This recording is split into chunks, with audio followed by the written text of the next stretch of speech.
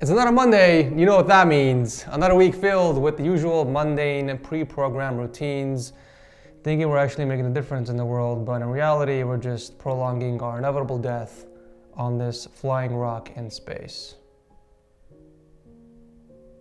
It's also time for another episode of Setup Wars. If you guys want to be part of the show, make sure to watch the video link down below. But with that said, sit back and relax, because you know what time it is.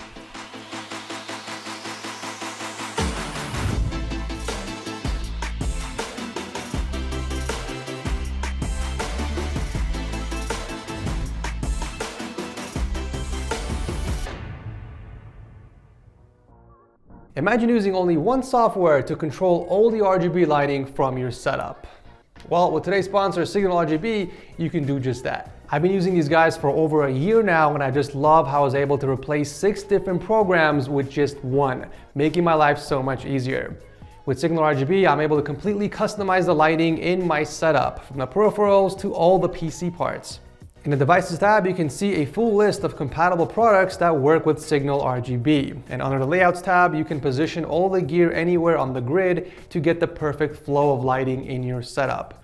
You can find a ton of awesome free lighting effects in their libraries that will take your setup to the next level. If you find one that you like but you don't like the colors, you can completely customize it. That's what's so awesome about Signal RGB. You can change pretty much anything from the size to the speed of the animation and of course the colors. So you're guaranteed to find something that fits beautifully with your setup's color scheme. What's mind-blowing is that this software is free. They are community-driven with support for over 650 of the most popular PC gaming peripherals and PC parts, from Razer to Corsair and more. So check them out. Use my link below and see if your gear is supported on their website. And if it's not, don't worry, because they're constantly adding more items to their list. So I recently did a laptop edition of Setup Wars, and I wish I came across this sooner because this would have been a hell of a setup to feature in that episode. Chris is a man of many talents. He is not only a YouTuber, but he's also a graphic and video designer, along with a semi-esports player. He's definitely keeping busy in these COVID times, that's for sure. Of course, he didn't just pull this out of his butthole. It took him a total of 8 years to build his dream setup for the purpose of designing, gaming, streaming, and some coding. It looks like he attached 2 39-inch Linman tabletops together to create a 78-inch surface so that he can mount all 3 of his monitors comfortably.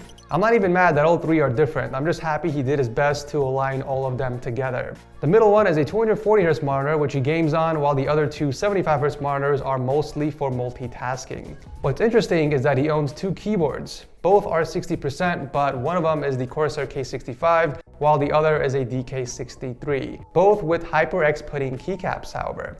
He also has 2 mice, a dark core RGB from Corsair and the Zayo Lang wireless in white. My guess is that he uses one set with his main setup and the other set with his Xbox One S Slim. Apparently it's a thing where people can play some games on console with a mouse and keyboard to gain advantage over the other controller players.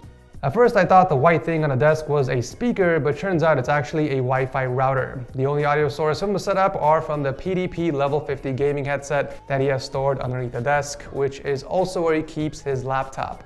I actually prefer these types of laptop setups a lot more because it doesn't look or feel like one. In this case, the laptop doesn't provide any functionality other than to power the monitors, so he's able to tuck it away underneath the desk to achieve a much cleaner look.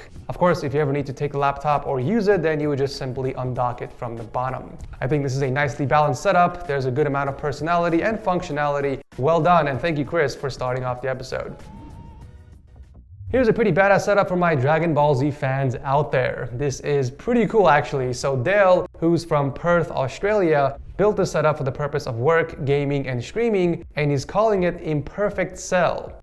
And you might be wondering, well, why Imperfect Cell and not Perfect Cell, since that is the ultimate form, right? Well, get this, he actually does his voice live on stream according to the notes.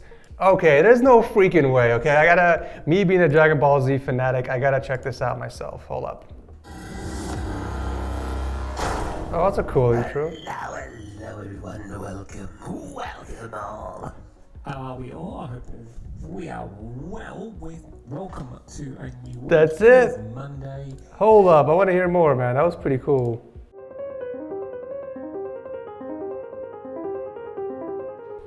Oh, I wish he does more of the voice.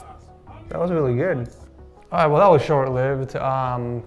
He probably does it more in his streams, but I would love to see him kind of talking more in the Imperfect Cell voice. But that was cool nonetheless. All right, back to the setup. So it took him a total of 12 months of savings and selling his old stuff on eBay to be able to afford this setup. We have a few Alex units supporting a massive 94-inch kitchen countertop, giving him enough space to fit all 3 of his displays and a PC. We got dual 27-inch AOC monitors sandwiching a 34-inch ultra-wide in the middle, and all 3 are mounted to the desk. When you think about it, most people that mount their monitors never actually use the functionality of the arm. They just mount it for aesthetics and to get their desired position. But Dale actually uses the mounts to his advantage. When he's working, he repositions the monitors so that they are closer, and he lifts the ultra-wide to make room for his laptop. For peripherals, he's rocking the Cooler Master MS110 RGB and the Master Mouse combo. And then for streaming, we do have a Go XLR and a Stream Deck as well. I'm almost convinced that your setup doesn't really need that riser, because without it, you can have the speakers sitting on the desk so they are not being blocked off by the monitors. But I guess it makes sense in work mode since you want the laptop lifted, but you are sacrificing audio quality in the process. Luckily, you do have those ATH M20X headphones as backup. Dale has a buttload of gear in this setup, which means there are a buttload of cables to manage, and for the most part, he did a pretty good job. I mean, I know from experience, this was no easy task. As big as the desk is, unfortunately, the monitors are still blocking off a part of the custom PC, which has a Ryzen 5 5600X and a GTX 1660. It's almost a shame that you have those really cool monitors installed when you can't even see them because of the vertical monitor. He games mostly on the PC, but he does switch over to his consoles from time to time, and he does have a nice selection of that as well. I'm liking that PS5 with dark plates that you picked up from D-Brand, by the way. I actually ordered the dark plates 2.0 with the vent cutout, but I got mine in all white, which looks amazing. Can't wait to get it. Other than a few interesting choices, I think the setup looks awesome. Thank you, Dale, for sharing this with us. Coming up next is our setup spotlight of the episode. So this is Joe's setup from New Jersey, and it took him about 1.5 years to build for the purpose of gaming and sneaker botting. Okay then. There's obviously a lot to unpack here. First and foremost, the setup doesn't really have a great presentation, and that's mostly due to the ancient desk that you stole from your grandmother's house. I mean, it does have a lot of scratches on the edges, and I think it's time to buy a new desk from all the sneaker botting that you do. Personally, a reversed L-shaped desk would make the most sense with this setup so that you can have a place to store your PC against the wall. It's a great looking system as well with nice specs, so I would want you to keep it closer to you. This would also free up extra space on your nightstand for other things. Speaking of the wall, I don't have anything against the black acoustic panels. That is definitely one effective way of soundproofing your home if you don't mind taking a hit in the aesthetics department. I do like how you made it look like there are individual RGB strips inside there though. It looks pretty cool, and I haven't seen that anywhere. However, I would remove the RGB strip from the edge of your desk. Now, if you get a reversed L desk, then you could put the strip on the back so it's bouncing off the wall, because the way you have it now doesn't look that good. I understand you don't really have much space to work with in your bedroom, but it just seems like you tossed everything you could in the corner in the effort to use up the space when you should really have optimized the space in your advantage. For example, did you really need to put your empty product boxes on the shelves up top? Like, what purpose do those boxes have? I mean, sure, the GPU box would be cool to display, but everything else on there seems unnecessary and just contributes to the clutter. I think the biggest piece of gear that's holding down the potential of this setup is the desk. I would save up and buy something that really optimizes your space a lot better, but nonetheless, thank you for entering.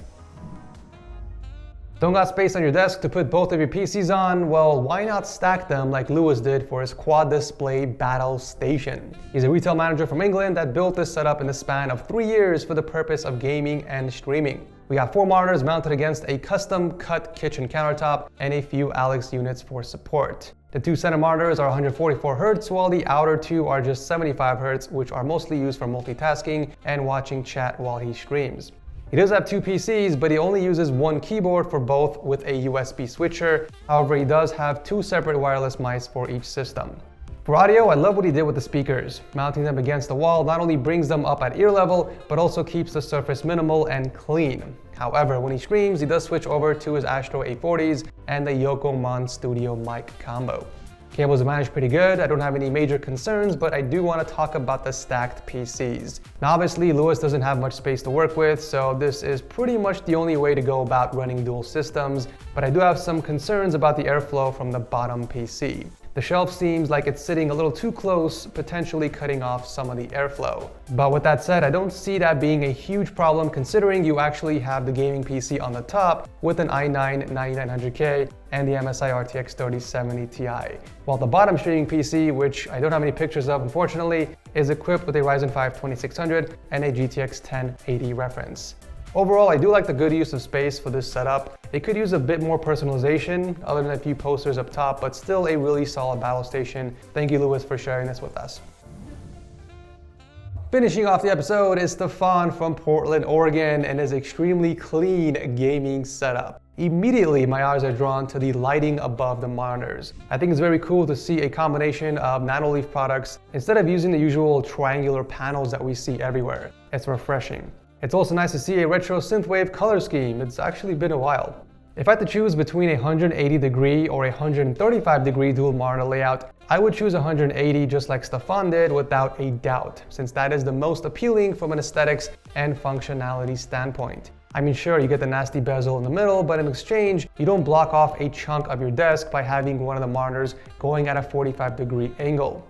The height of the monitors also plays an important role in your setup. Having them too low to the desk eliminates potential space for speakers or other gear. I love how Stefan mounted both his ultrawides against the wall, but also high enough to make room for his speakers and other items. It's nice to see that there was some planning involved here.